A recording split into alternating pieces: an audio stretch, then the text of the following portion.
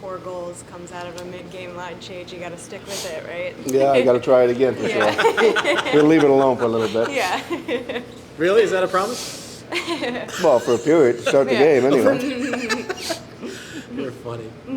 People give you a hard time about that, but you're just trying to find stuff that works, right? Yeah, you're trying to win games. I mean, it was 2-1, and like I said, sometimes you want quieter speed up there, and the way he plays a north-south game, and then Brett plays a little different game, an east-west game more, and so you change things up. Sometimes they work, sometimes they don't. You've always said too, like not always, but a few times you've said that you have in your mind what the lines ought to look like. Mm-hmm. And does that mean Mika and Chris together? It does. You know what? Honestly, I don't make a big deal out of the lines. Mika and Chris have played together a long time, but it's about how we're playing and how we're playing well, and we're on a good roll. And if we're flat and we're not playing well, you're going to make line changes. Any coach is going to do that. So that's the way I look at it. And the big thing about it for me is, as long as they're playing well, I don't care. I mean, I don't care if Capo goes up and plays in the first line and right wing. It doesn't. The line combinations mean nothing to me because guys get hurt. Guys get suspended sometimes, and there's not going to be a shock when somebody goes to a different line. It's not like they played 82 games together, so it's not a big deal if Brett's up there, if Kreis is up there. I don't think it's a big deal at all. So. Do you feel like the addition of Tarasenko has given you more flexibility with the top six, 100%, though, right? 100%. He's a skilled guy. He's a talented guy. He can score goals, and it makes you confident with your group. And again, I like the guys that were there before, but when your team gets better, and we know we got better with this addition, you got to make some adjustments, and guys are fine with that. What are you looking to do? You have rare to have two back-to-back practices, right? So what did you want to get out of today, and what do you want to get out of tomorrow? Today was just a quick practice. Yeah. Like it wasn't, I wouldn't say today's a great practice. Mm-hmm. Tomorrow will be a better practice than today, but today was just, we had a day off yesterday, obviously, with the long flight, and just get their legs back and get, used to the Vancouver, So it was just to get on the ice for 35 minutes, have a little skate, and have a little bit of fun.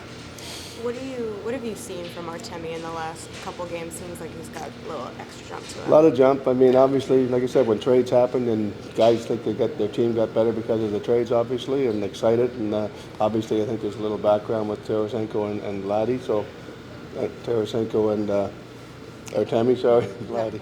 I know what you meant. Yeah, but no, it's just a little chemistry, and I think they're excited. They're excited to play with each other, and so I think it's real good. It's good for our hockey team. Do you feel that throughout the whole team, too, just when the GM goes out and gives you some reinforcements like that, it's kind of like, all right. Yeah, no, and again, it happened early. We got 30 games to get our team set together. And, like I said, there's still, 2.5 weeks left before the trade deadline, so I think it really made our team real good. And, people around the league look at it and say, they went out and they got better. So we just got to go out there and play it on the ice and get better every day. Probably a good time for a road trip, too, to let the guys. It was great. Yeah, definitely. I mean, we get to know each other a little bit, and like you said, they spend a lot of time on the road together, so it's a good day for this long road trip. Is it nice for you to see Artemi get recognized as first star of the week? Yeah, I seen that. He definitely deserved it. 4 goals and 1 assist in that game, and it was a big game. I mean, it was a 2-1 hockey game, and then he sort of took over, so it was great to see, and he well deserved for sure.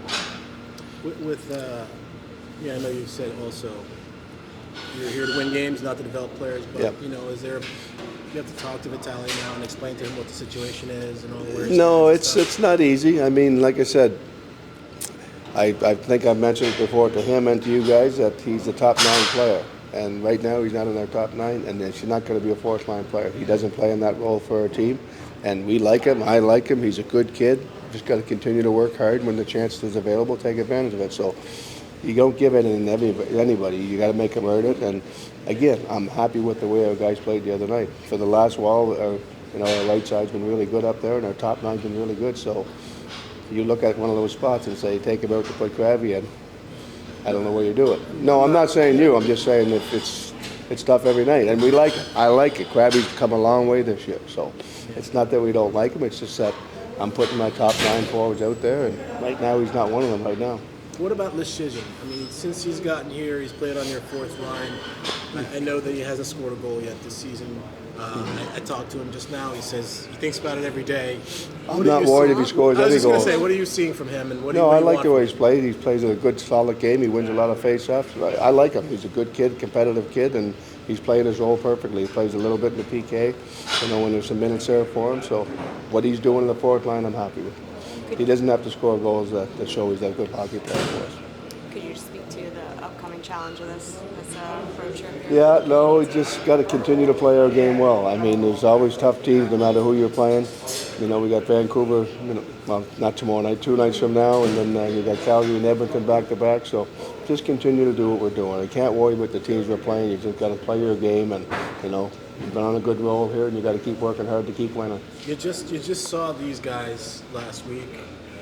Then you get to see them again tonight, I guess. So I mean, like, how does that help you as far as when you have to play them 2 nights? It's from one night to the next. It's a different game a lot of times. So again, I don't worry about our opponent. We try to put pre-skilled players together. It's about what we're going to do and how we're going to play our game. So if you worry about the other teams all the time, I mean, sure, you take a few little things out that they do real well, and you got to be aware of. But I really worry about our team and how we're going to play our game and get our team ready to go.